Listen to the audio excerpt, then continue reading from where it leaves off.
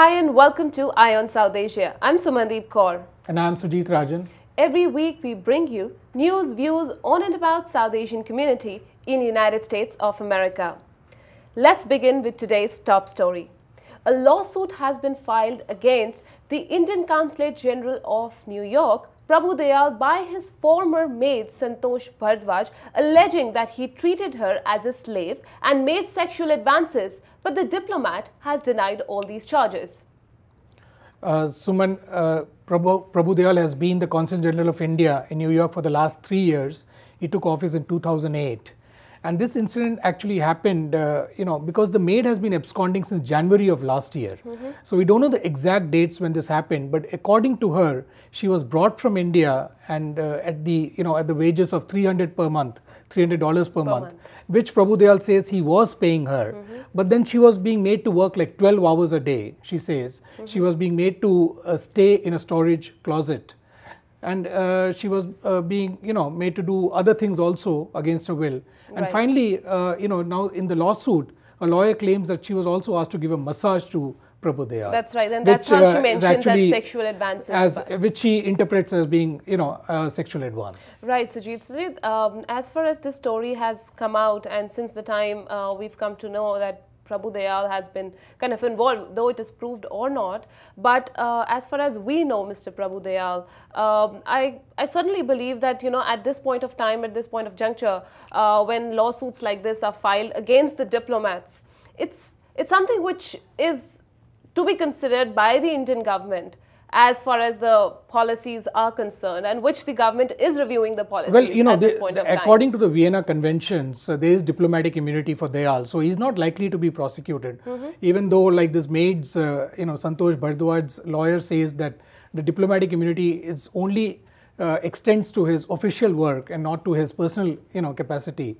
But the question here is that, Dayal seems to be the wrong as far as the laws of the land are concerned, which stipulates a minimum wage to be paid. Right. $300 per month, even though he says that the maid was being made to work only 6 hours a day, seems to, place him in the wrong. But at the same time, he has denied all the allegations, which he says are mischievous. And one has to understand that, oftentimes, when maids who come here and then, kind of abscond and then file a lawsuit, they are doing that to get a green card and also asylum. Yes, certainly, Sujit. There could be a lot of reasons behind Santosh Bhardwaj filing a lawsuit against Consulate General of India in New York, Prabhu Dayal. But she also claims that her passport has been confiscated. Not only confiscated, Suman, but also, and now Prabhu Dayal, in fact, he put out a statement saying that her passport has been cancelled.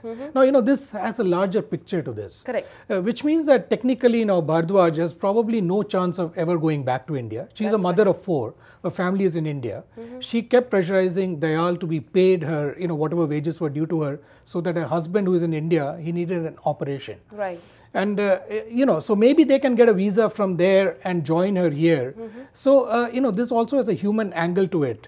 But at the same time, one has to understand that these kind of cases have been, recurring in the past. There was this case of Dr. Neena Malhotra, who was also a consul at the Consulate General of India, New York. Right. She used to, hold portfolios of women's affairs and also the press.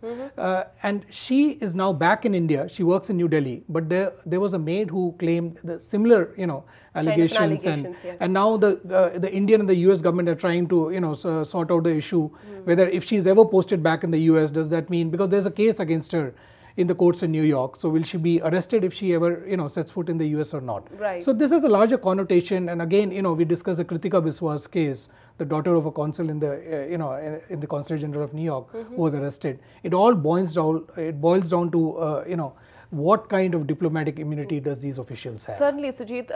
Mr. Dayal has also said that the woman, the maid, she wanted to work outside the Consulate General of India, and that's the reason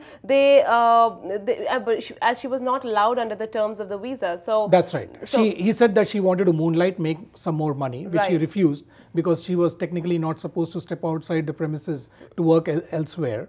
But then, $300 a month. And this is, I think, an issue which needs to be, all the Indians who do bring maids, or like, domestic help, domestic help from India needs to be cautioned that even though they promise like even $500, but if the person is working technically, the number of hours, like the New York State has a minimum wage of like, $7 to $8, right, that needs to be paid. And, certainly, whatever agreement that you might have in principle with this, domestic help, bringing him or her from India does not really hold water here. Certainly, Sujit. After this, the Ministry of External Affairs has intervened, and India is reviewing the policy of providing the domestic help to the diplomats at this point of time. But Suman, there have been some really famous cases. Even last month, there were these two maids from India who has, alleged that this doctor couple from Long Island, enslaved them in their house. Right. They were made to do a lot of work, like even a heavy duty, like landscaping work, which they were not supposed to do. They were heating food in the garage.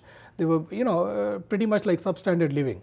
And the most famous case of all was against the Sabnanis, which was in 2007. The Sabnanis were a millionaire couple, and they tortured their two Indonesian maids.